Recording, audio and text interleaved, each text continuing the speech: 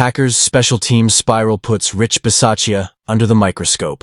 After Week 4, when a team's fortunes hinge on hidden yards and execution, small breakdowns can snowball into big headlines. That's where Green Bay finds itself after Week 4, questioning not just a phase of play, but the direction of its special teams program under coordinator Rich Bisaccia.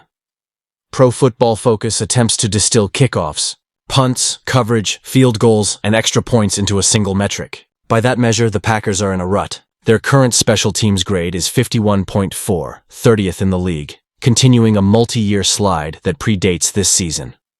Fourth quarter flashpoints versus Dallas. The issues were front and center late in Sunday's disappointing tie with the Cowboys. Moments after the Packers seized a 34-30 advantage, returner Cavante Turpin ripped off a 45-yard kickoff return, setting Dallas up at its own 46. 4 plays later, the Cowboys were back in the end zone. That sequence added insult to an earlier miscue. Green Bay had an extra point blocked on its second touchdown, with the return going the other way for 2 points, impactful in a game that ended even. Compounding mistakes and mounting penalties. The Week 4 stumble followed a rough Week 3 in Cleveland, where a blocked field goal helped swing the outcome in the Browns' favor. In total, the unit has been flagged 6 times this season, a volume of penalties that has undercut field position and momentum. Head coach Matt LaFleur didn't mince words about the trend. "There's been some critical errors that have obviously really hurt us," he said, adding that practice emphasis hasn't yet translated. 2 weeks in a row where you have a kick blocked. Obviously, it wasn't enough. Bisaccia's job status becomes a talking point.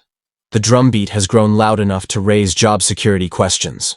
In a recent mailbag, The Athletic's Matt Schneidman described the prospect of a Bisaccia firing as a hot topic, citing penalties, 2 critical blocks allowed, multiple explosive returns, and muddled return strategy over the last 3 games. While he stopped short of calling for a change, he acknowledged why some fans are. Historically, Rick Gosselin's annual rankings were a bellwether for special teams health. Since his list is no longer active, PFF's grading offers a proxy, and it's not flattering for Green Bay.